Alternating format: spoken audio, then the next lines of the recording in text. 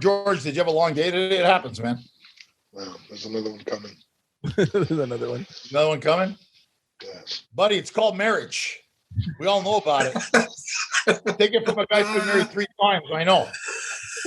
3 times? I told her no more. I'm gonna go move to a monastery in Greece, or I'm gonna go up to Meteora there, chasing goats around. I'm not doing this shit again. Make some wine, make some cheese.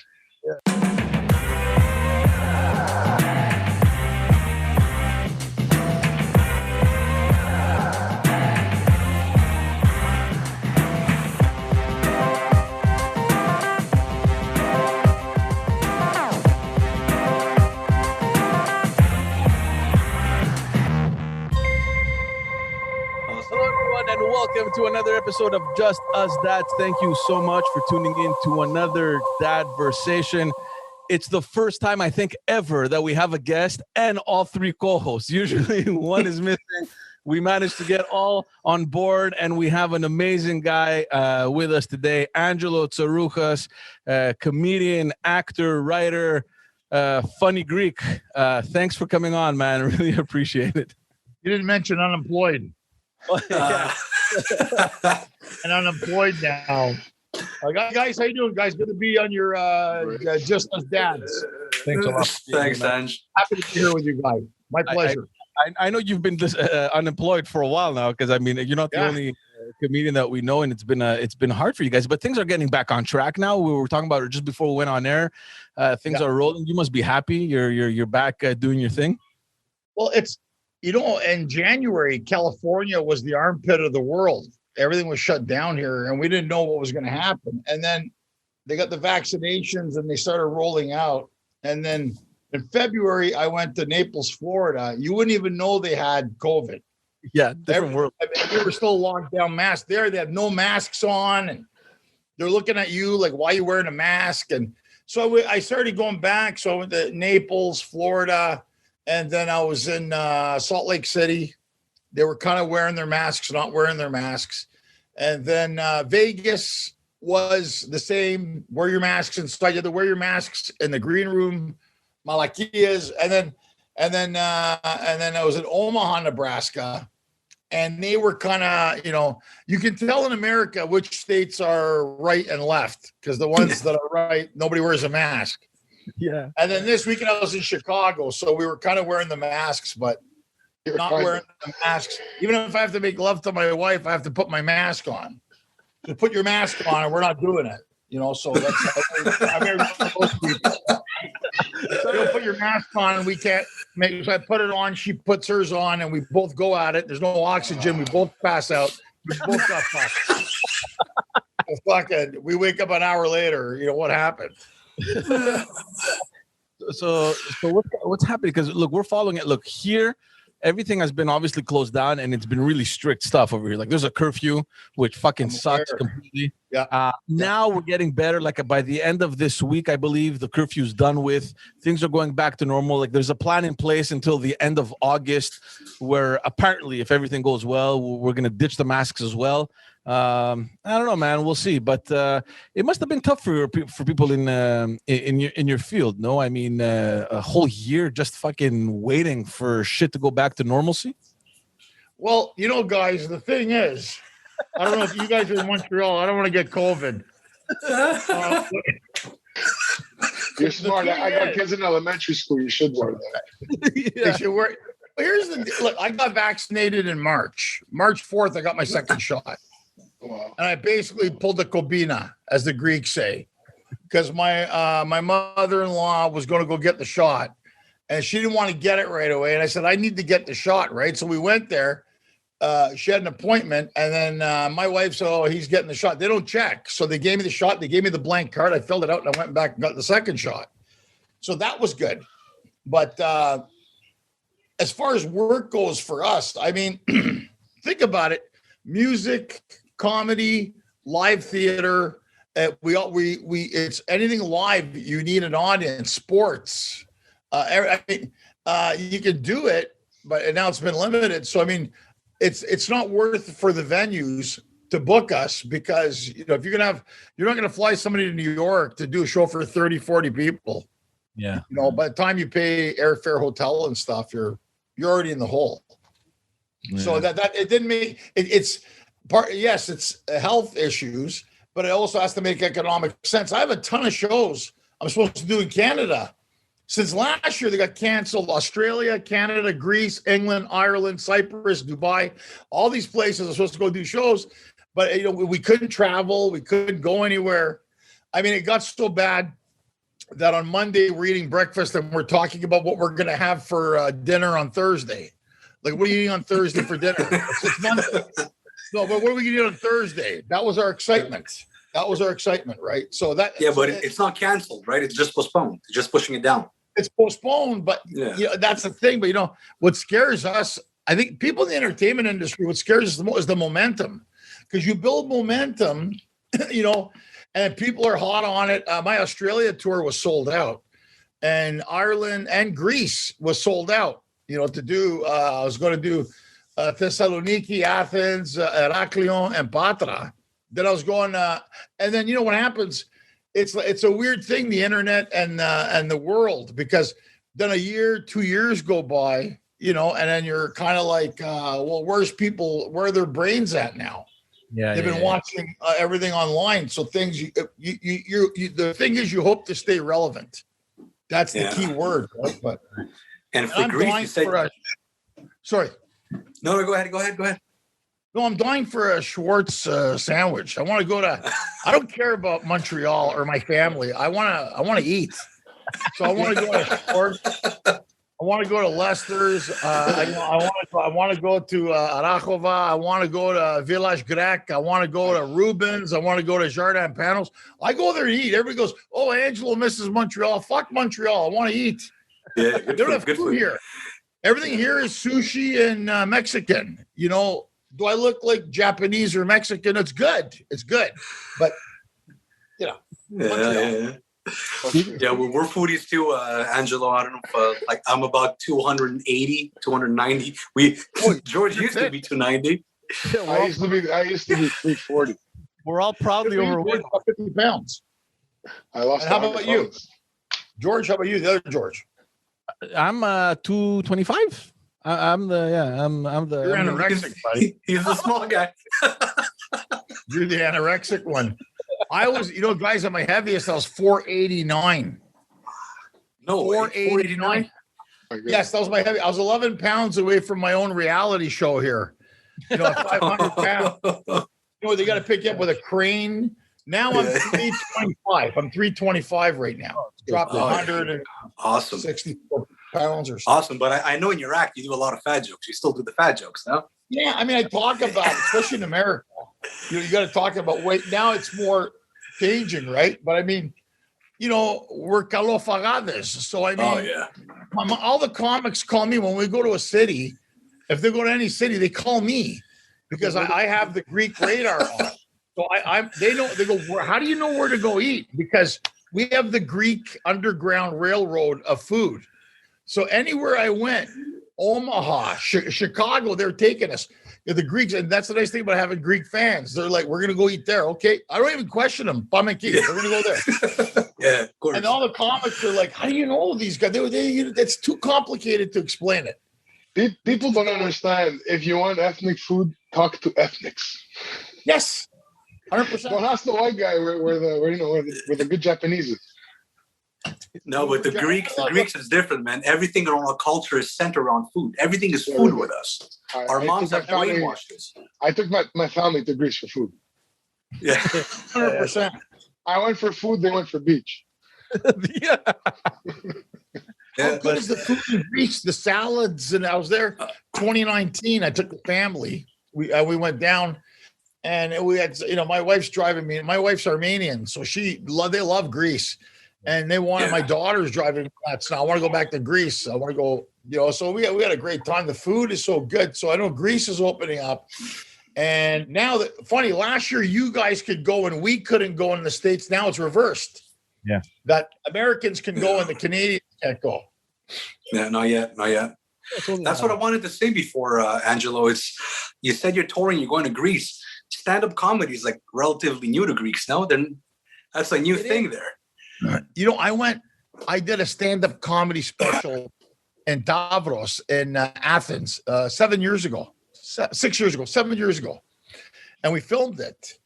And we did a documentary called Back to Sparta. Because, before my dad died, he always says, you've gone everywhere in the world and you never went to Greece to do a show, which made sense. I've been to India, Singapore, all these places, never went to Greece. Now the Greeks have really taken off with with the economy failing and people getting frustrated. There's a lot of great comics. I toured with Yorgos Hadjipavlou, and there's guys like Labros Fis and Katarina Branat. There's some really funny stand-ups in Greece, and they have a circuit, and they're doing the circuit. So they know me from North America, from doing it from here. So when I went to Greece, I was nervous because we speak Greek, but we don't speak the way they speak. Yeah, they speak, you ever watch the Greek news? I don't know what the fuck the guy's saying, right? Because they're talking so fast. So I told the Greeks when I was in Greece, I said, I speak Greek the way you guys speak English. That's a great way to put it. Noisy, but they know they're more accepting of it now, guys, because they've all got relatives around the world. Yeah. And when you go to Greece, they know Montreal, Toronto, New York, Chicago, Melbourne, Sydney, whatever. They got relatives from everywhere. So they're versed into it now, and stand-up's really taking off. It's picking up. Yeah. It's a needed thing for the Greeks right now because, it's funny because their stand-up now they're getting to be more deep about it, but it's more visual. We grew up with things like Karagyosi and Hadi Klin was really funny, and all those Lazos and all these other guys. So now it's kind of changing a lot. So that's good. So my videos are doing really good in Greece. So one video went like 8 or 9 million views. So I think everybody in Greece saw it. Yeah. So I was touring around at the airport. I was going to board the plane, and the girl working at AG and says, I went in, and she goes, can we take a picture with you? Yeah. Awesome. Yeah. They're big on YouTube and stuff in Greece. Really big. Yeah, it's going to be interesting to see the direction they're going to take because Greeks are very funny people. Like they have a very good sense of humor, and now that stand-up is kind of because before, like you said, it was all more theatrical, right? You had satire. It was satire, right? Yes. And the jokes I remember in all the villages is people used to get together 3-4 guys, and it would be jokes all night, and everyone would take turns, right? That's how Greeks say jokes. It's like it's a whole night of jokes. Like a variety show. Yeah, it's never like one guy with a mic like you do it. Yeah. But it's funny. The Greeks like making fun of everyone else until you make fun of them. They get so upset, right? And I get some comments on YouTube, but I have to explain to them that we grew up Greek outside of Greece. Yeah. So I explain it to them. I go, I did this show. I can't remember the name of the show. It's one of the biggest daytime talk shows in Greece. My mother was going crazy. I've been on Showtime, Netflix, CBC, NBC, Tipota. I'm on some show in Greece, and my mother thinks now I made it. I was on Showtime and Netflix. They didn't Tipota after this Greek Kalinera Elada or something. So I was trying to explain to the guy that, the way these jokes came out for us is because at home we spoke Greek. We keep our traditions. But, when you go to school, especially even in Quebec, you had French, English. We had many things to obstacles. Even when I lived in Holland, we had to retain our culture in our house and our families but then when we went out, we had to assimilate with everybody else. So it screws your brain up. So I'm trying to explain to them. You create this new gray zone identity. You're Greek. You're Greek in Canada, but you're American in Greece. And Greece, yeah, it's so stupid. And when we speak Greek, especially in Canada, because I find a lot of our parents are first generation, so we can speak Greek, we understand it. Now, there's some words we're going to screw up. But see, they jump on me right away. Oh, whatever. I said, okay, let's have a conversation in English, Tuvlo. Let's see how much you can get. So I put it back in their face, and the Greeks respect you more for that, because I love Greece and I'm always promoting it. Yeah. But I said to them, you got to understand, like I did this clip now on YouTube, Greek Easter in Los Angeles, about getting the Foss and going home. Yeah, some people are writing Podromalaka, Mescorolevis, Tineclisia, and all. I said, dudes, you're not listening to the joke. Imagine now, a month after the other Easter, getting pulled over by the LAPD, holding a keri with my wife who's 5 months pregnant. And then the guy turns around and goes, what's going on? I go, Christ has risen. Get out of the fucking car. So it's like, and I try to explain to Officer Rodriguez that it's Easter. He goes, Easter was a month ago. You know what I'm saying? And that's part of being Greek. I go, I had to explain it to the guy.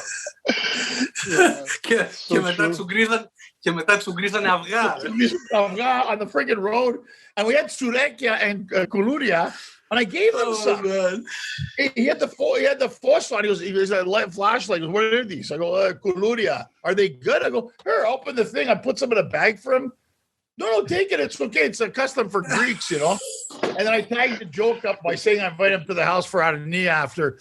You know, you make it funny. But that all happened.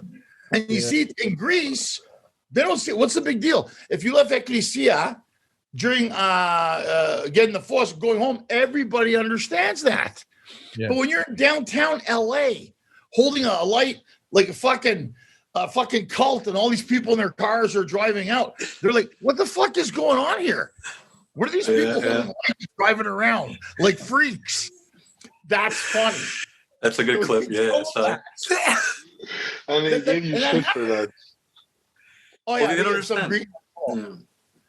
Yeah, but did you ever how did you face that reality? Because I mean, we're facing it, the fact that you're Greek at heart, but you know that in the society that you live in, you're kind of like a foreigner, right? And then you go back to your ancestral land, and you're still a foreigner. It's like, where the fuck? We have no belonging, man. We're like stuck in the middle. Anywhere you go, you have an accent.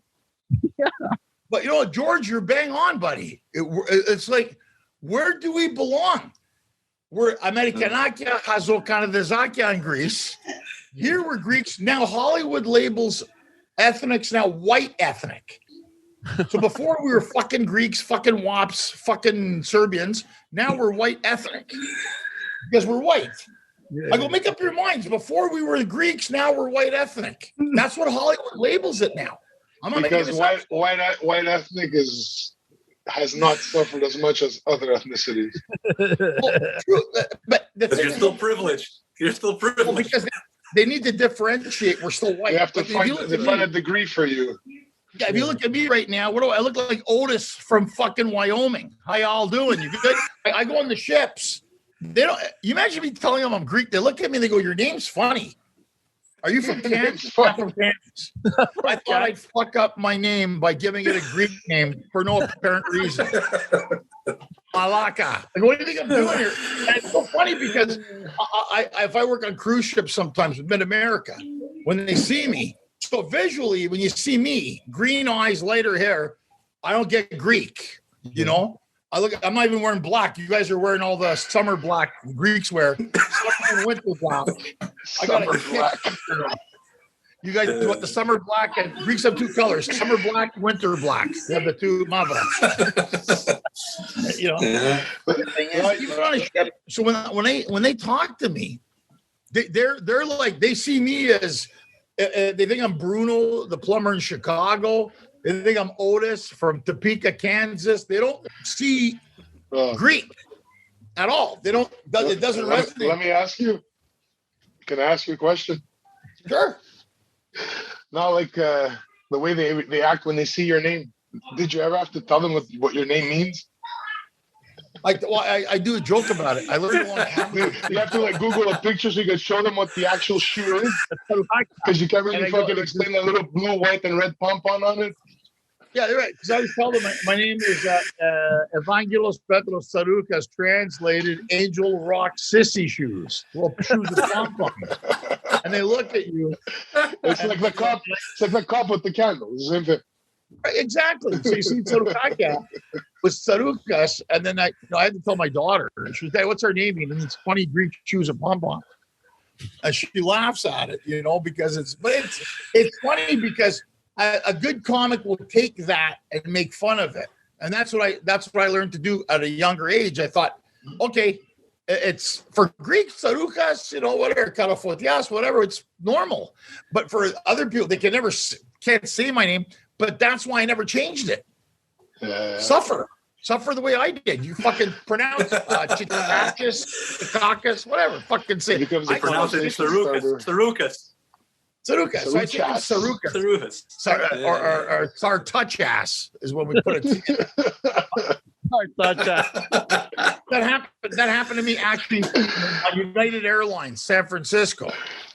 So they put a T after the R. So they had a gate change. So they called, this is true, they go, paging passenger Tsarouchas, Angelo Tsarouchas. Come United Airlines counter. I go, it's Tsarouchas. I didn't touch anyone's ass. So and I thought that was funny. My daughter's. It's all right. These kids are on the iPad. It's really about dads, bitch. So, do your kids buy Roblox? Do you guys have a game called Roblox? Do your kids play it online? No. You guys are lucky. I haven't given them a tablet yet. You haven't given them a tablet, buddy. They play these games called Roblox and Minecraft here. Minecraft. Yeah. Roblox, Kusariko every 2 days, buying chips and shit. That's wow. Yeah. Why did we think of it? All we did was we were kids. We go to our cousin's house and beat the shit out of them for fun. That was our fun. Remember that? You go, he's an idiot. I remember me and my brother went to our cousin's house and he wouldn't let us play with his helicopter. Remember the little helicopter? We just beat the fuck out of him and took it. That's how you learn. That's how you learn. Now the parents get involved. I think your son and my daughter, Malakias, man. I don't know. What's bothering you, son? Huh? I'm making this is all my new stuff right now. This is all the new stuff I'm talking about now because it's like, I like what you said, just us dads talking, because it's like, it's funny how, and if you grew up in a Greek household, you got xilo. Someone's mental in the family, right? Even if it's not your mom and dad, there's that crazy tia that never got married. She's fucking crazy. There's always one that wanted to beat the fuck out of you, right? There's always one of them. So every time something happened, they beat the shit out of you, then they give you a volemono, which was really good. It's so good. You're mental. You're mental. That's cool. I tell people all the time, every Greek they've ever met got beat. No, but that's it. It's the beating, then the comforting food. That's it. We have food issues because we associate eating comforting the xilo. You get your dad. Every blow in life, you sit down. But it's also the apology because they didn't know how to say sorry. That wasn't right. Here, no. Eat this. That was you're right. That was the apology for it. You're eating the soup, And Angelo, that's what we say. Us and I'm gonna ask you if it was the same in your family, but in our families, we didn't say "I love you," "I'm sorry," and "thank you." That those three things they don't exist. There was only one word. There's only one word that replaced all of that. There was only one word to replace all of that. Hypokriosi. That's it. Everything was a responsibility you had. Too bad. There was one word for all of that. I don't think my dad has ever told me thank you. Ever. Any Greeks say thank you. And you say it, they look at you weird. When I was in Greece, I'm pretty strong. The guy looks at me. Yeah, what the fuck? He says, don't say it. Sorry, Oh, man. And if you cry, it's almost like it's very Spartan. It's like a sign of weakness if you're emotional, you cry. Go to your room, Malaka. My brother and I thought our names were Malaka up to the age of 14. Malaka, hello, Malaka. No, but you're right. It was a sign of weakness. You had to shut up. It's like, hey, I lost my arm. I need help. Look, he lost an arm. He has a second one, and he's complaining. Guys, I call my mom, and our moms have our back. I make fun of our moms, but the guilt is fucking there. I go, Ma, how you feeling? She goes to me, if one less person on the planet is okay, don't worry about it. I'm going to be okay. You'll be okay. But there's one less she person tells me on the that planet. shit, man. I can tell you something. My mom says the same shit, bro. She calls me up and I say hello. She doesn't say hi. Caraca, minha mera que pensamento da minha vrita. Oh my God. I think we have the same, George, we have the same mother. We have the same mother. To God, I heard you talking about your mom on your act once, and I'm like, Jesus, like word for fucking word. The tone, the timing, the slow-mo, the peak, everything was like exactly the same. No, but Angelo, all the jokes, man, that's what we relate so much. Everything you say, it's like, man, we live it. It's like, fuck, you got it. That's it. That's it. Well, you live, every single one. It's not, listen, the thing is, human behavior, if you look at the Greeks, and even the stuff I talk about, it's not that, it's not mocking if it's true. And then my mother goes, taparales. I go, no, actually, and my sister goes, no, actually, he's not saying the whole story. You know? I'm not saying the whole story. Trying to spread the family. Right? You know how many people come up to me after a show going, do we have the same mother? Do we have the same mother? It sounds like you have the same mother I have. Yeah. Because in a metaphor, anywhere in the world that I've been, and I've been all over the world, I performed for all Greeks, especially around anybody. It's the same thing. A little country in the Mediterranean, from the Horia cities, where they come from, it's all the same, man. And they know it. That's why they laugh at me, because they know what I'm saying is true. They're going, oh, yeah, it's true. Yeah, I guess so. I don't want to spoil one of your jokes, man, because obviously it's like, I'd rather have people hear it. But when you said the one with the lady, I died, man. That's my at the Greek wedding. Because this was in Montreal at the I think I was at that wedding in Laval. Hold on, which one? Not Chateau or Palace? Chateau Royal, Palace. Chateau Royal. So we're going to my cousin's wedding, and they go where I don't know where the fuck they go. They go get pictures, when we're waiting around. Yeah. And this road itself, so we're waiting around, and they put especially Montreal weddings, they put a lot of food, right? So we were waiting. They had, sometimes they don't open the doors right away to go in. You got to wait 5 minutes because they're getting ready. We were early. So my tia's sitting there like this, right? And then I go to her. She said, tia, she goes, ta fame tipo ta. Ta fame. Ta lipothimiso. I'm going to pass out. Tia said, pushti kanta bodia mudaboro. My legs are swelling up. And I'm like, perimene. And then she goes, where'd they go? Pupigane. Where'd they go? I go, I don't know where they fucking went. They went somewhere, Beaver Lake. She go, pusto dialo pigane. She says, did she ask you to call them? Amazing. And those are the ladies that assign you little tasks. You see them a couple of times a year, and they assign you a task. To Spanish canal telephone notices. To Spanish. The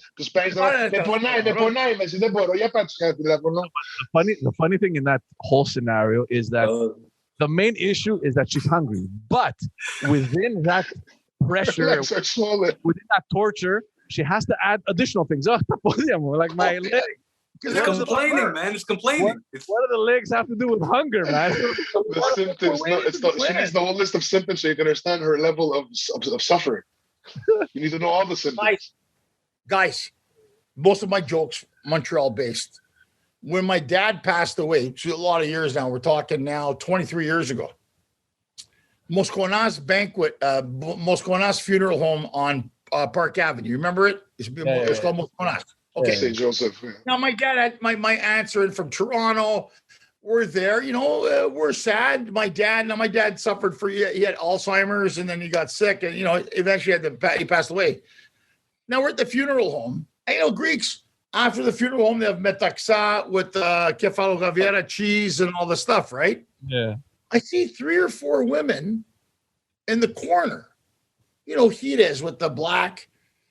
So my Thea, my dad's older sister, Eleni from Toronto, says, I go, I don't know. So my dad came to Montreal in 1949. Yeah. Right after the war. He was, so he may know people that we didn't know, right? Yeah. And my mom asked. So I said, well, let me go find out, right? Maybe they're relatives. Sometimes a wedding or a funeral, so I go over and I go, hi, yes, and they go, hi, our sympathies for your father. I go, thank you. I go, I said, did you know my father? And they said no.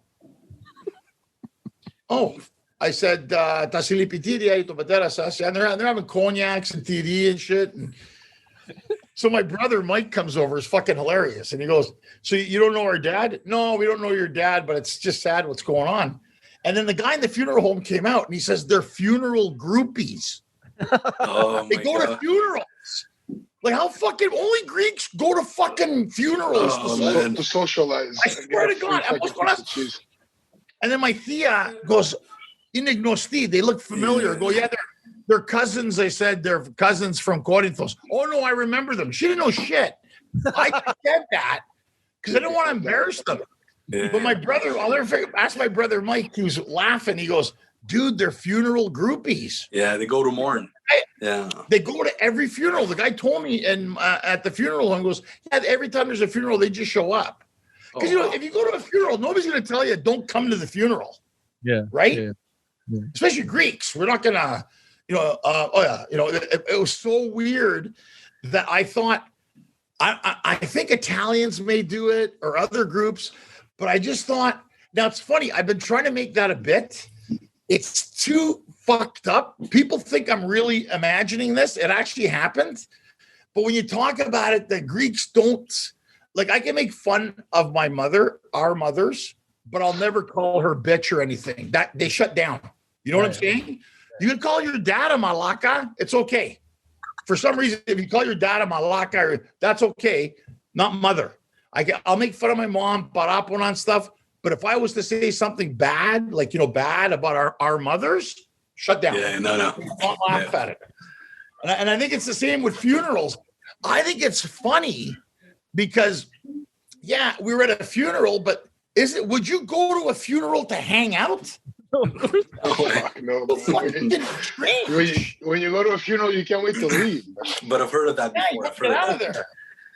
And then my brother goes with the bottle, putting 7-star. I met your brother. He's fucking hilarious. Hey, shit. I go, well, we have an extra bottle, and a TD. And then my sister's hilarious too. She goes, who are they? We don't know. What, they just showed up? Well, they showed up for the buffet. The others out of here. The mini buffet. That's the strange shit that makes me laugh.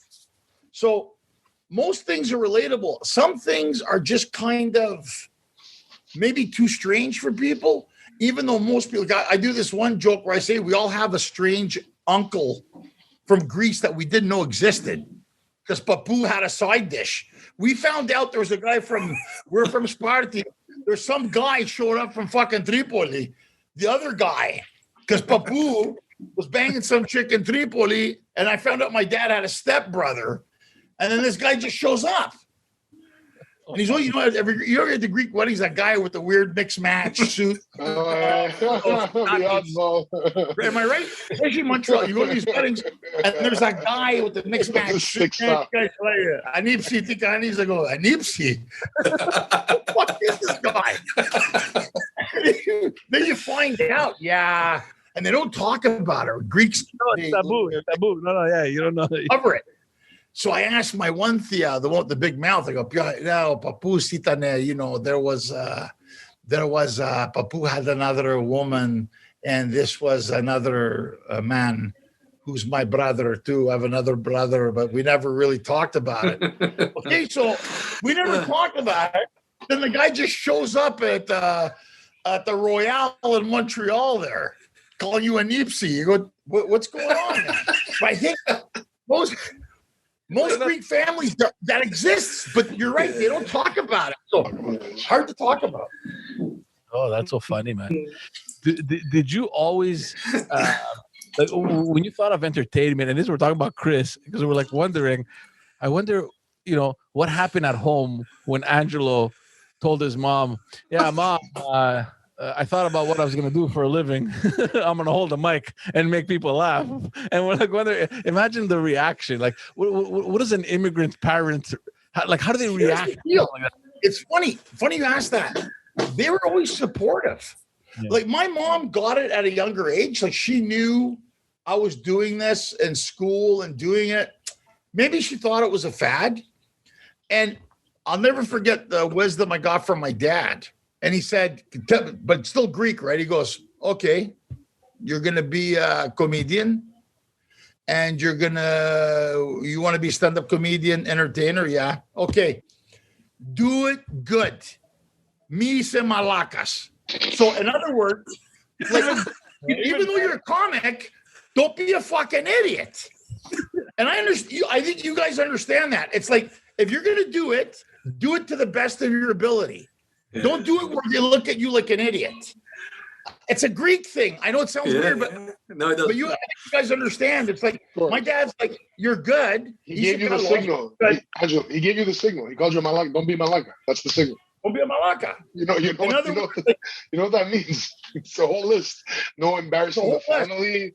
No acting. Exactly. No being lazy. No missing a day of work.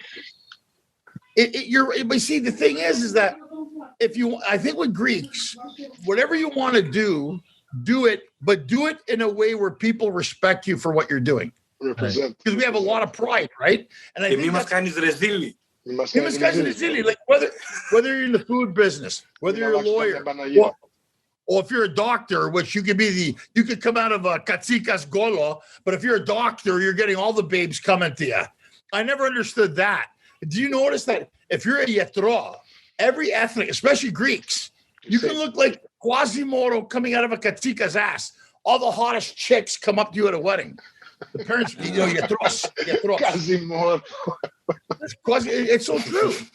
So I think the thing is, I would say that I would give the same advice to my kids. And I would say, look, do whatever you want. I've said this to many people. Do whatever you want to do in your life. It's not impossible to do anything. I was told, don't do this, don't be that. Do anything you want, but do it 100%. You know what I mean? That's where my dad said, me some malacas. Like, do it 100%. Like, do it where people respect you for what you're doing and want to be a part of it, as opposed to malacas. You know, it's that word malaka. It can be used right so many ways. So many ways. It's such a. And based on context, you know exactly what it means. Exactly. Yeah. 100%.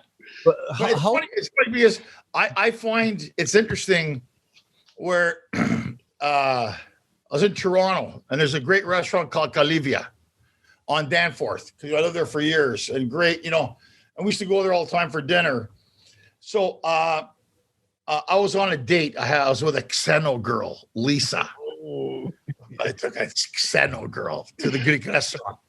So we're sitting there, and she's a bit jealous, I guess, whatever. We're at a Greek restaurant. She goes to me, there's a table of these girls keep looking over here. They keep looking over here, and I'm not comfortable with this. I go, what girls? She goes, those over there. They keep looking over. What? I don't like that. She goes, why they keep staring at this table? I don't know what. Are they looking at me? I'm not thinking about it. So I said, no, no. And so the waiter comes over and says, Angelo, I don't want to interrupt you with your date, but those girls at the table over here, they want to know after if they can get a picture with you. And I said, yeah, sure. So she looks at me and she goes, why do they want a picture with you? I said, I don't know. Maybe I remind them of their uncle or something, right? She knows a comic, but I guess she didn't put the two together. Yeah. And these were 4 smoking hot Greek chicks. I mean, they were all hot, right? I go, look, they're fans, man. I go, I got a fan base here. Me being the Vromoskilo, I went over, I would take a picture, and I go, oh my God, what are you going to do later? I go, what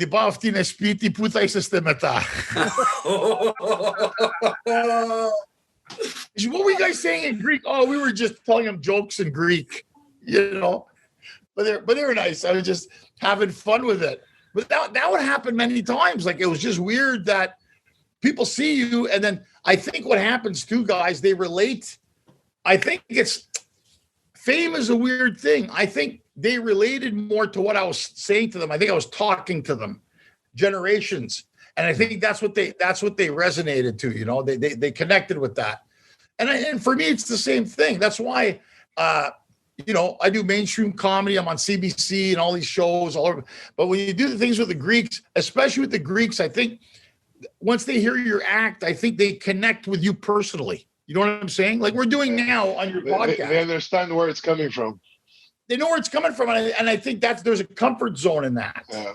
No, but it goes above that because they relate to what you're saying. They automatically feel this connection, like as if you guys know each other. It's like, he's a buddy of mine. Like I know him. Well, based on the story, they know exactly how he's feeling because they've been in that same situation. Yeah, they said the whole. So that makes it special for us, man. Yeah, for sure, absolutely. But to go back to your daughter, how old's your daughter now, Angelo? She's 8.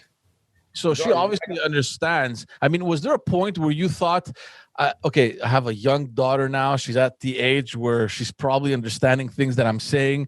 Do I change what I'm saying? Do I change my act? Is there like this inner voice that tells you got a child now? Fuck, mature. You know, you got to change up a bit. You know, it's funny when she was little. There's this thing here in California, the West Coast. It's called FDF, Folk Dance Festival. Okay. And it's like 65 churches participate and all the kids dance. It's almost 10,000 people. And they do it every year. They haven't done it last year. So my daughter was 4 or 5 at the time, about 4 years ago, I guess, 4 or 5. And I did a show for them. It was about 2,000 or 3,000 people at this. It's all the ecclesias do it's like a dance festival. Yeah, all like Pondion and all the different kinds of it's really nice. It's from all over. A couple of them come from Canada too, but mostly western United States and some eastern. So I had to do the show. So when I do the shows for the Greek fundraisers, you know, the churches and stuff, it's all pretty much clean. I don't use any profanity or nothing. But my daughter was there watching me, and it's the first time she got to see me perform live. And it instantly, I knew my daughter thinks like me. She got it right away. So after the show, I was selling DVDs. And she went behind the counter with my wife, my mom, and she's holding them up, selling them for me. Natural Greek. I said, no fear. And she went, so when we did a show, I got to think because of COVID, right? The last show I did in a theater was March 1st, 2020. And I did it at the Barnesdale Gallery Theater in Hollywood. And it was me, Frank Spadone, and my friend Noel. So it was me, an Italian, and a Jew, you know. And the government got screwed. Someone got screwed. Or in Montreal, they would call it Saint Laurent Street. And it's funny. My daughter now at the time was 7. So I go, honey, do you want to introduce me on the show? And she goes, yeah. So I said, okay. I told her, now this is like 500 people in the theater. Now she's 7. I thought, well, go up and just say, and we filmed it. I said, just go up and say, welcome to the Evil Eye comedy show starring Frank Spadone and my daddy. Please turn your cell phones off, and help me welcome your first guest, Noel Grabley. Now that's a lot for a 7-year-old. And I thought, well, she rehearsed it backstage. Lights go down. She walks out, gets the microphone, knocked it out. Not one flaw. The little curtsy came off. I go, Kaika. I knew right there, man. She's going to follow in the steps. And my wife came up to me. She goes, 7 years old, if she made a little mistake, we all have kids. It wouldn't have been a big deal. Nailed it. Nailed it. And I thought, and even I said, I know other comics that would fuck it up. And my kid, 7 years old, was able to go up and do it. So it was really good. So I think she really understands what I do. She's seen the shows and she understands. I mean, she's around it all the time, right? She's hanging out with, a lot of our friends are actors or writers and stuff. So she kind of gets And I even got her to read, if I get auditions sometimes and my wife's busy, I get my kid to read them with me. Yeah. And she's off book before me. So I didn't have that growing up, right? Oh yeah, Biggest Magazi, who's working tonight? You had to go. So now I think we're products of our environment. So she's very much versed into it now. That's good. But because you've also done a lot of movies, and a lot of people they know you as Angelo Tsarouchas, the stand-up comic. But you've done a lot of movies. I mean, has there ever been that fork on the road where you had to kind of decide, do I follow the acting path or do I stay as a stand-up comic kind of thing? Well, yeah, it's funny.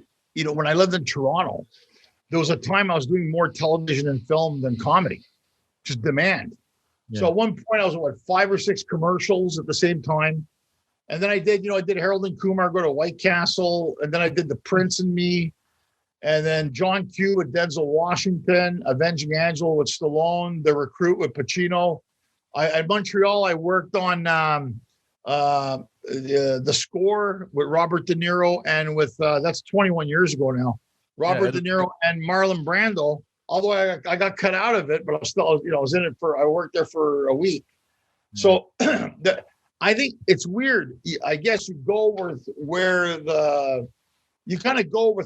it's taken you. So at one point I was doing more TV and film stuff, especially in Toronto, when I lived in Toronto. And now here in LA, I'm still getting roles, but now mostly stand-up consumes most of the time. But I'm on hold now for a series that's shooting in Oklahoma. So I don't know if it's going to happen or not, but where I play a guy that runs a depanneur in Oklahoma. And for people who are listening don't know what a dep is, it's a convenience store. But in Montreal, we say a dep because a depanneur. And it's like 1972 Oklahoma. So that's why I haven't cut my hair. They go, don't cut your hair. Because they want you know those weirdos that in the 70s that had the long hair and they knew everything. And so I'm trying to play that kind of a guy. So but maybe I'll get into that. So what do you prefer though? That's what I was going to ask. Is there a preference? Well, here's what's nice about the stand-up's great. You know why? Because you get the response from the audience. If I'm doing Just for Laughs in Montreal and you're doing all, you get the audience reaction right away. Acting's a different animal because you're doing the part, but there's no reaction because you're filming. And you may do the same scene 6, 7, 8 times, 10 times. So you have to have a inner confidence that the way you're doing it is right or playing that role. So that's why they always say, I did this film called Fred and Vinny with Fred Stoller. And if you see Fred Stoller, he's been on every sitcom. He played Cousin Gerard on Everyone Loves Raymond. He talks like this, Fred Stoller. I don't know if I got a cover of one here or not. I'll show. Yeah, I do have one here. So this is Fred and Vinny. Yeah. And that's Fred. That's me, obviously, and that's Fred. You look like the number 10.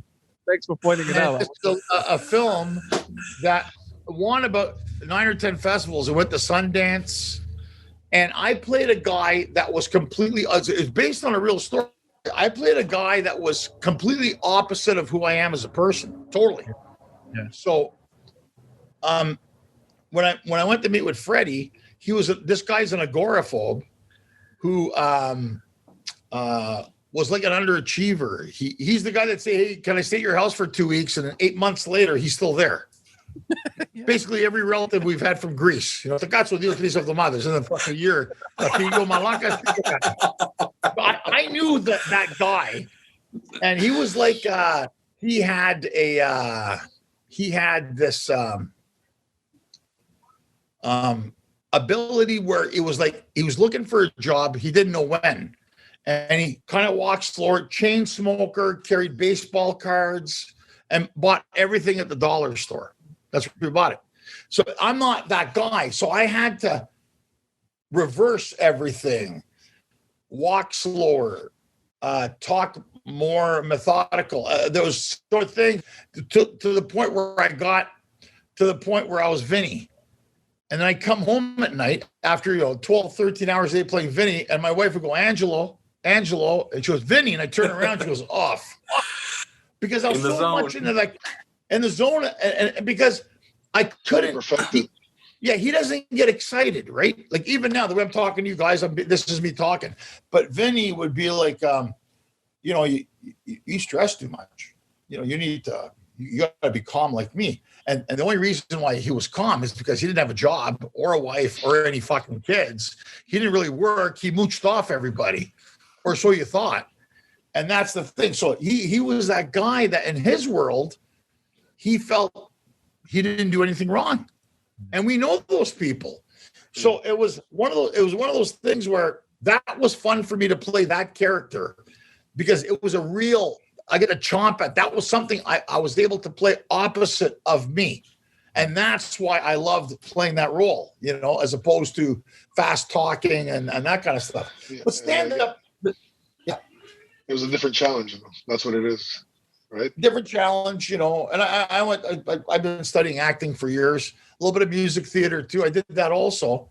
And it's funny because there's something satisfying about it. And when I get the film, it was on, I think, Amazon Canada or Netflix Canada may be showing it now. Fred and Vinny, I'm not sure.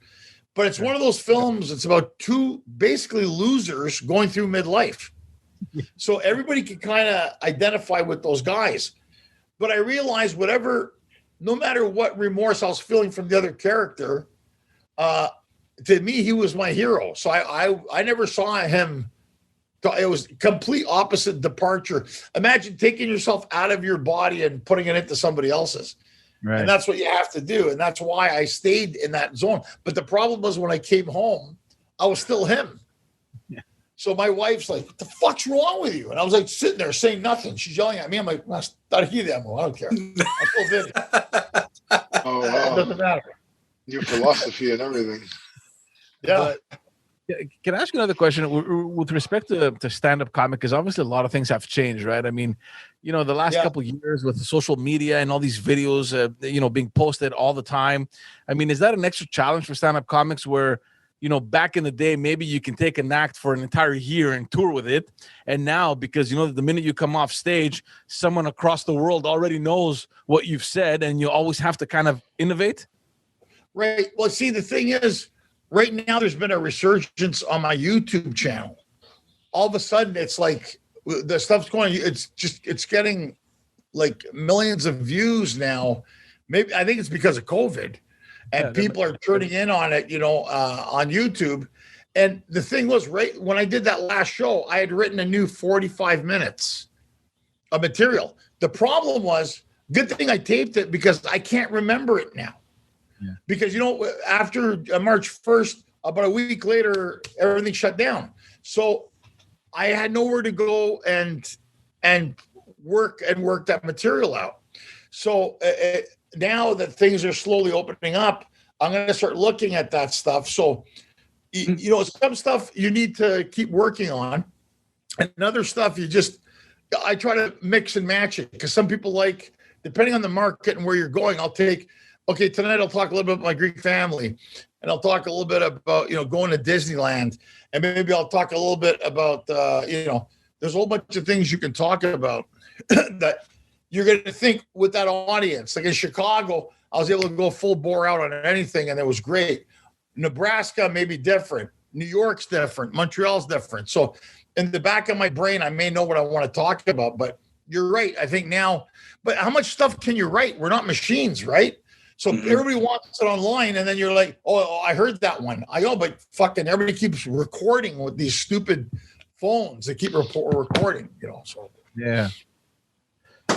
But at the same time, it keeps you in a zone where you're always creative, right? Where you're always thinking of new material and what else can I write about? And the fact that you have a family now and a daughter, is that something that you've been looking into? Like, is that new material?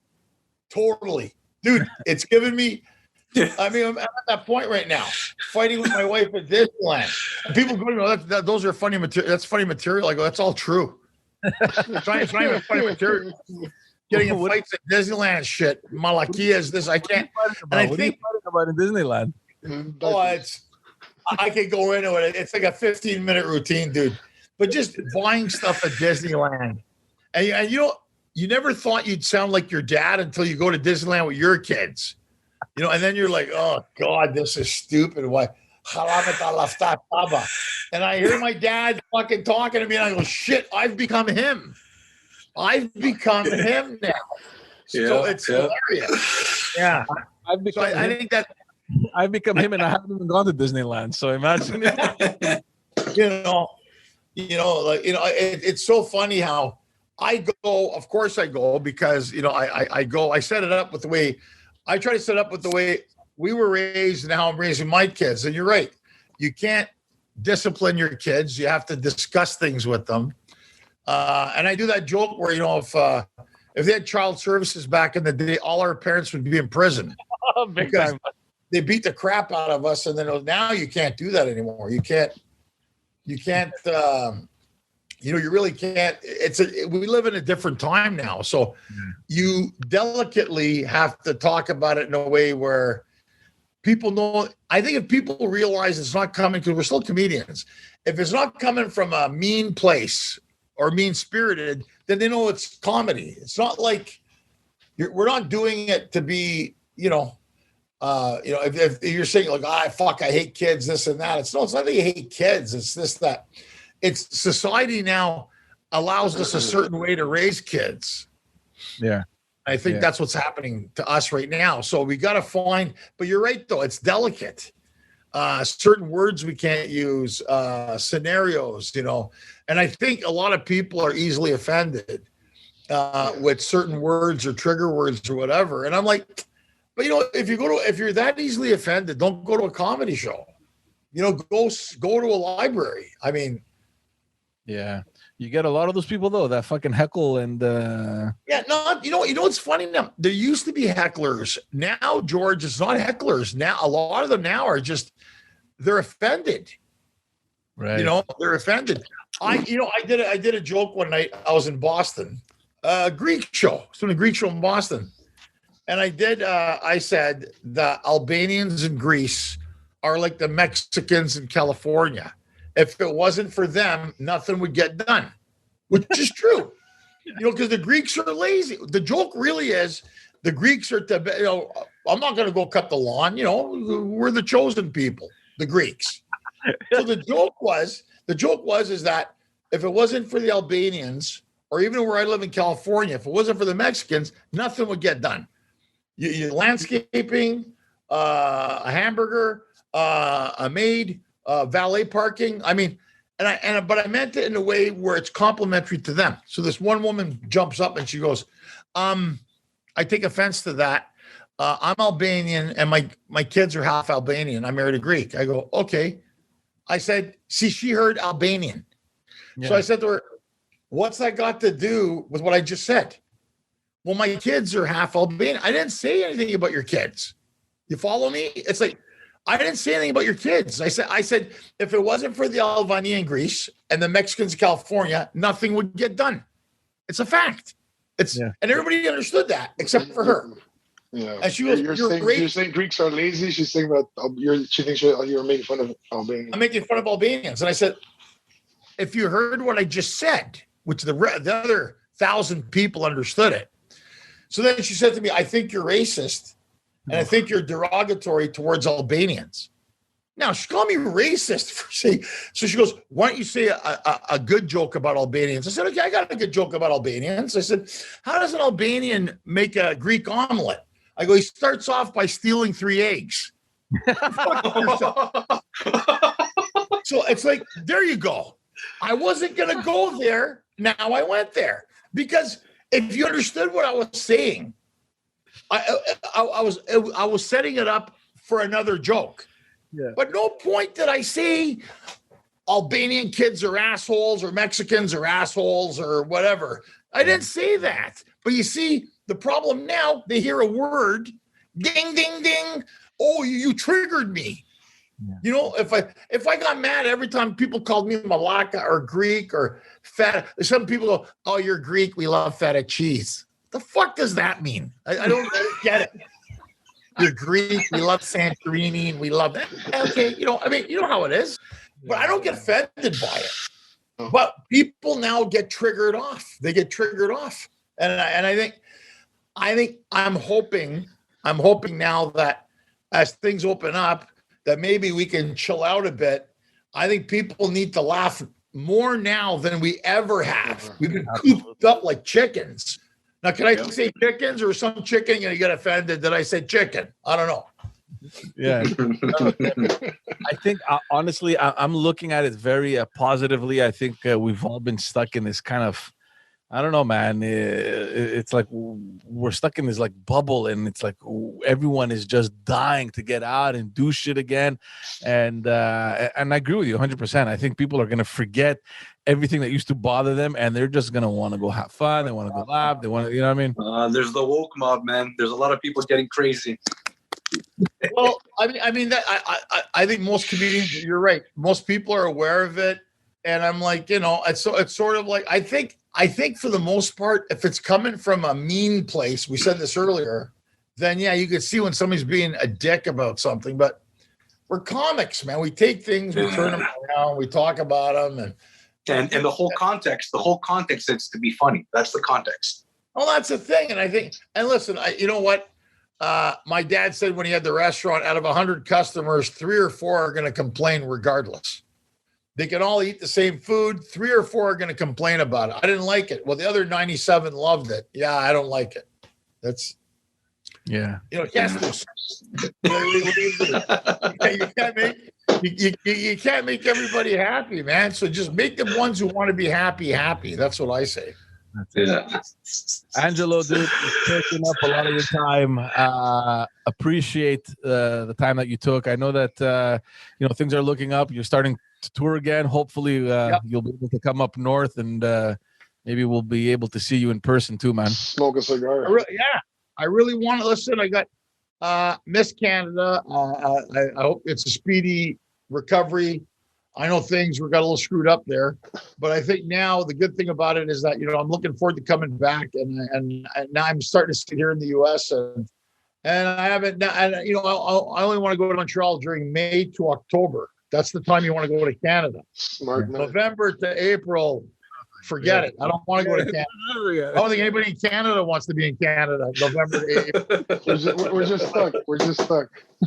But yeah, I hope it's speedy recovery. I want a full opening in Montreal. I really miss Montreal. I really got to get back there. It's been a little too long now. Too long. Yeah. And we look forward to having you back here, man. Thanks again. Thank you so much. And to everyone listening, head on over to our channel, subscribe, go and follow Angelo Tsarouchas. You'll be able to see everything he does everywhere he goes on funnygreek.com, right? Funnygreek.com or Instagram, Angelo Tsarouchas, or YouTube, Angelo Tsarouchas. Subscribe to get all the videos and stuff. And there you go. You'll have a good time, promise. All right. Yeah. Thanks guys. Nice talking to you guys. Thanks for having me on your show. Thanks, guys. Thank you. It was a pleasure. Pleasure, my friend. Go Habs. Yeah.